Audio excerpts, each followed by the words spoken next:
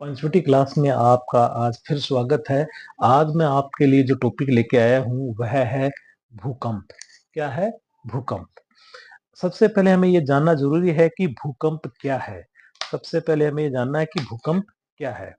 भूकंप से तात्पर्य पृथ्वी के कंपन से है, अर्थात पृथ्वी का हिलना ही क्या है? भूकंप है। यह एक प्राकृतिक घटना है, नेचुरल घटना है। इसमें मानव का कोई रोल नहीं, एक प्राकृतिक घटना है जिसमें पृथ्वी के अंदर से ऊर्जा निकलने के कारण तरंग उत्पन्न होती है। पृथ्वी के आंतरिक भागों में कुछ हॉट वेव चलती हैं, कुछ गर्मी के कारण या तापमान के कारण कुछ हॉट वेव चलती हैं और वो तरंगे बाहर निकलती हैं और तरंगे धरातल पर आती हैं और धरातल को तोड़ते हुए बाहर निकलती हैं। तब भूकंप आता है, जो सभी दिशाओं में फैलकर पृथ्वी को कंपित करती हैं और उनका प्रेशर इतना होता है कि वो सभी दिशाओं में फैलकर पूरी स्थल मंडल को, आसपास के जो एक एरिया को वो क्या करती, कंपित कर देती है। अब जैसे कि ये एक चित्र मैंने बना रखा है। जैसे जब कभी भी भूकंप आता है, सर्वप्रथम क्या होती है? भूकंप के जस्ट आने से पहले रेडॉन गैस का उत्सर्जन उस क्षेत्र में होने लग जाता है जहां भूकंप का केंद्र होता है या जिस क्षेत्र में भूकंप आने वाला होता है। कौन सी गैस? रेडॉन गैस का उत्सर्जन होता है। ठीक। अब भूकंप के जो मूल है, जहां मान लीजिए ये भूकंप का मूल है, ये भूकंप का मूल है, जिसे हम क्या बोलते हैं? फोकस बोलते हैं, भूकंप मूल बोलते हैं, केंद्र बोलते हैं या हाइपोसेंटर बोलते हैं। हाइपोसेंटर बोलते हैं। ठीक है। और जहां सबसे पहले ये भूकंप का मूल पहुंचता है उसको हम क्या बोलते हैं? ईपी सेंटर बोलते हैं। जैसे ये क्या है? ये ईपी सेंटर। यहाँ जैसे भूकंप का मूल केंद्र यहाँ पे स्थल मंडल पे पहुंचा, भूकंप यहाँ से स्टार्ट हुआ और यहाँ पहुंचा, इस केंद्र को क्या बोलेंगे? ईपी सेंटर बोलेंगे। ईपी सेंटर बोलेंगे। EP centre. ये स्थल मंडल हो गया अपना। ठीक है। तो ये थी भूकंप की कुछ सामान्य चित्र। फिर है भूकंप के कारण। अब कारण क्या है? या तो मानव जनित कारण है। मानव जनित कारणों में हम बात करें कि कई बार मानव अपनी सुरक्षा के लिए परमाणु परीक्षण करता है।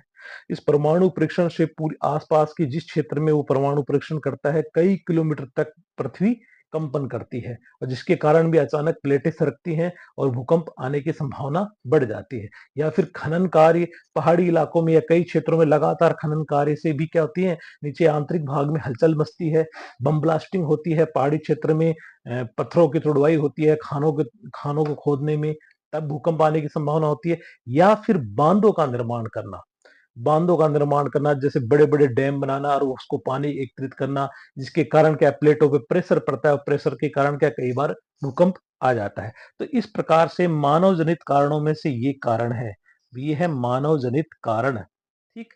अब नेक्स्ट है प्राकृतिक कारण कौन कौन से हैं, कि किन का प्राकृतिक कारणों से भूकंप आता है। प्राकृतिक कारणों में हम देख सकते हैं ज्वालामुखी, अंदर मेंटल जो कोर होता है वहां पे तरल पदार्थ होता है और तरल पदार्थ जब वो बाहर की तरफ निकलता है तो ज्वालामुखी निकलता है और जब ज्वालामुखी बाहर निकलता है स्थल मंडल से तो आसपास के इलाकों में कंपन पैदा हो जाती है। या फिर टेक्टोनिक प्लेटों का खिसकना। हमारे जो जितनी भी प्लेटें हैं वर्तमान में, जो कई प्लेटों को मिलकर क्या पृथ्वी का निर्माण हुआ है, ये प्लेटें मेंटल के ऊपर तैर रही हैं, मेंटल के ऊपर तैर रही हैं और एक स्थान से दूसरे स्थान की तरफ जा रही हैं। कई बार जब प्लेटें आपस में टकराती हैं तब भी भूकंप आता है। तो ये भूकंप के मूल कारण हो गए, मानव जनित कारण और प्राकृतिक कारण। अब जब भूकंप आता है तो भूकंप से कौन कौन सी लहरें उत्पन्न होती हैं? तीन प्रकार की। कितनी लहरें? तीन प्रकार की लहरें उत्पन्न होती हैं। प्रथम लहरों को हम क्या बोलते हैं? प्राथमिक लहरें बोलते हैं। प्राथमिक लहरें या तरंगे, अंग्रेजी में ये प्राइमरी वेव्स कहलाती हैं। दूसरी है द्वितीयक लहरें या तरंगे, सेकेंडरी वेव्स। तीसरी है धरातलीय लहरें, जो सबसे लास्ट में आती है, जिसे हम लार्ज वेव या लव वेव भी बोलते हैं। अब नेक्स्ट साइड में प्राथमिक लहरों के बारे में अपन जानेंगे। प्राथमिक लहरें भूकंप के समय सबसे पहले पी तरंगों की उत्पत्ति होती है। जब कभी भी भूकंप आता है तो भूकंप स्थल मंडल से जब कभी स्थल मंडल तक पहुंचता है तो सबसे पहले स्थल मंडल पे पहुंचने वाली कौन सी लहरें होती है? पी तरंगे लहरें पहुंचती है सबसे पहले, क्योंकि इनकी गति काफी तेज होती है। पृथ्वी की सतह पर सबसे पहले पी तरंगों का ही अनुभव किया जाता है। यह तरंगे ठोस, किसमें? ठोस में गमन कर सकती हैं, तरल में गमन कर सकती हैं और एवं गैस में गमन कर सकती है। मतलब इन तीनों माध्यम को पार कर सकती है। इन तरंगों का औसत गति, इन तरंगों की जो औसत गति है वो क्या है? 8 किलोमीटर प्रति सेकंड, अर्थात 1 सेकंड में 8 किलोमीटर की दूरी तय करती है। मान लीजिए ये भूकंप मूल है, मान लिया, ठीक है? यहां से यहां तक पहुंचना है, तो ये यहां से यहां तक की कितनी भी किलोमीटर की दूरी हो, तो 1 सेकंड में 8 किलोमीटर की दूरी तय कर लेगा। ठीक है ना? ये तरंगे सबसे कम क्षति पहुंचाती है। मामूली हलचल मचेगी लेकिन क्षति कारित नहीं करेगी। ठीक है? ये तरंगे ऐसी होती, मान लीजिए कोई सिंपल सड़क है बिल्कुल, जिसमें मामूली सा कोई उतार चढ़ाव है, तो इसको हम क्या बोल सकते हैं? पी तरंगे। बिल्कुल सही सड़क को हम क्या पी तरंगे बोल सकते हैं, जिसमें कहीं उबड़ खाबड़ कोई स्थान नहीं, इस प्रकार। तो इस प्रकार से सीधी चलती ये तरंगे, किसी प्रकार के नुकसान नहीं पहुंचाती। फिर है आडी गौण लहरें या तरंगे। पी तरंगों के पश्चात एस तरंगे आती हैं। एस तरंगे प्राइमरी सेकेंडरी के पश्चात पहुंचती है, मतलब पी तरंगों के पश्चात पहुंचने वाली तरंगे एस तरंगे हैं। इसी कारण इन तरंगों को द्वितीयक या गौण तरंगे कहते हैं, क्योंकि ये तरंग बाद में पहुंचती है। किसके बाद में? पी के बाद में, लेकिन एल से पहले पहुंचती है। इसकी गति पी से कम होती है, प्राइमरी से कम मानी जाएगी, लेकिन एल से अधिक मानी जाएगी। मतलब आखिरी जो तरंग है, लार्ज तरंग है या धरातली तरंग है, उससे तेज मानी जाएगी। इस तरंग की औसत गति है 4 किलोमीटर प्रति सेकंड। ठीक है? तो प्राइमरी वेव की औसत गति क्या थी? 8 किलोमीटर प्रति सेकंड, और इसकी औसत गति क्या है? 4 किलोमीटर प्रति सेकंड होती है। यह ठोस पर गमन कर सकती है, अर्थात जल पर गमन नहीं कर सकती, जल के अंदर से नहीं निकल सकती, केवल ठोस में ही गमन कर सकती है। यह औसत क्षति कारित करती है। ये तरंग जब धरातल पे पहुंचती है तो थोड़ी बहुत हलचल मचती है, औसत क्षति कारित करती है। पी तरंग से ज्यादा क्षति कारित करती है, लेकिन एल तरंग जितनी क्षति कारित नहीं करती। ये जैसा कि चित्र में हो रहा है कि ये सड़क है, सड़क नुमा चीज है, जो कि ज्यादा थोड़ी बहुत उबड़ खाबड़ है, थोड़ी बहुत उबड़ खाबड़, मतलब इसमें इस प्रकार का होता है, थोड़ा बहुत ऊपर नीचे ऊपर नीचे। इसमें देखना आपने बिल्कुल सिंपल है, इसमें थोड़ा बहुत ऊपर नीचे हो रही है। तो इस प्रकार की एस तरंगे होती है। इतना हो गया। अब नेक्स्ट है आपको धरातलीय तरंगे। तीसरी जो तरंगे है वह है धरातलीय तरंगे। इन्हें लव वेव भी कहते हैं। क्या कहते हैं इन्हें? धरातलीय तरंगों को लव वेव भी कहते हैं, क्योंकि इनका नामकरण वैज्ञानिक एडवर्ड हफ लव के नाम पे किया गया है, क्योंकि इन्होंने ही इन लहरों की क्या की थी? खोज की थी। एडवर्ड हफ लव ने ही इन लहरों की खोज की थी, तो इसके नाम पे ही इस तरंग का नाम लव वेव रखा गया है। इन लहरों की गति सबसे कम होती है। इनकी औसत गति 1.5 किलोमीटर प्रति सेकंड होती है।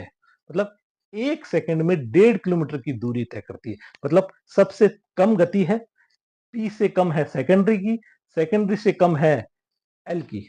ठीक है? यह सर्वाधिक विनाशकारी होती है। सबसे ज्यादा विनाशकारी ये तरंग ही होती है। इनका अनुभव सीधे धरातल पर होता है, अर्थात ये सीधे धरातल पर पहुंचती है। ये देखो चित्र मैंने बनाया, देखो कितना इसमें ऊपर नीचे कितना है। इस प्रकार ये तरंगे चलती हैं, ऊपर नीचे किस प्रकार चलती है, तो इसे हम क्या बोलते हैं? एल तरंगे।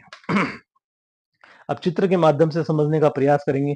मान लीजिए यहां पर कोई क्या आया? भूकंप आया। यहाँ पे कोई भूकंप आया, तो भूकंप आने पर ये जो सेंटर है, इसे क्या बोले? सबसे पहले यहां पहुंचता है स्थल मंडल पे, तो इसे बोलते हैं ईपी सेंटर। सबसे पहले स्थल मंडल के जिस भाग पर तरंगे पहुंचती है उस सेंटर को क्या बोलते हैं? ईपी सेंटर बोलते हैं। ठीक है?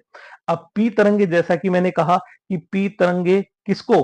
ठोस को, तरल को और गैस को, तीनों को पार कर जाता है। तो ये है, ये क्या है? ये पार्ट क्या है? इसको क्या बोलते हैं? क्रस्ट। क्रस्ट। तो क्रस्ट थोड़ा ठोस है, और क्रस्ट के पश्चात क्या आता है? मेंटल। तो ये मेंटल पार्ट है, ये थोड़ा तरल है, और फिर अंदर का जो पार्ट है ये क्या है? कोर। कोर पार्ट है, ज्यादा ठोस है। तो पी तरंगे ठोस, तरल और गैस तीनों को पार कर सकती है। तो ये है पी तरंगे। ये तरल आ गया मेंटल का, और इसको पार कर गई, ये तरंगे इसको पार कर गई। अब है, ये है एस तरंगे। एस तरंगे यहां तक तो आ गई है, ये जैसे ये यहां से सेंटर उद्गम है या मूल है, ठीक है, भूकंप का यहां तक तो आ गई। और यहां आने के पश्चात क्या है, तरल आ गया, तरल को पार नहीं कर पा रही, तो किस तरफ मुड़ गई, इस तरफ मुड़ गई, इस तरफ मुड़ गई, ये एस तरंगे, ठीक है ना। अब है तीसरी है धरातली तरंगे, अर्थात ये तरंगे केवल धरातल पे चलती हैं, इस प्रकार से केवल धरातल पे महसूस होती है, इन तरंगों का सबसे ज्यादा नुकसान होता है, ठीक है। तो इस प्रकार से हमारे पृथ्वी के आंतरिक भाग में भूकंप आता है और भूकंप के झटके हमें महसूस हो जाते हैं, ठीक है। भूकंप का नाप हम किससे करते हैं, सिस्मोग्राफ से। किससे करते हैं, सिस्मोग्राफ से। एक पैमाना होता है सिस्मोग्राफ, इससे हम किसका नाप करते हैं, भूकंप का नाप करते हैं, ठीक। इतना पढ़ने से हमें इस बात की जानकारी होती है कि पृथ्वी का आंतरिक भाग न तो तरल है न ठोस है, क्योंकि जब ये तरंगे निकलती हैं तो भिन्न भिन्न चीजों से टकराती हुई निकलती हैं, ठीक है, जिसके कारण जो ग्राफ बाहर दिखाई देता है वो ग्राफ कहीं ऐसा दिखाई देता है, भूकंप का जो ग्राफ होता है वो ऐसा दिखाई देता है। इससे इस बात की जानकारी होती है कि पृथ्वी का आंतरिक भाग न तो तरल है न ठोस, बल्कि तरल भी है और ठोस है, दोनों प्रकार का है। आज के लिए इतना ही काफी। धन्यवाद।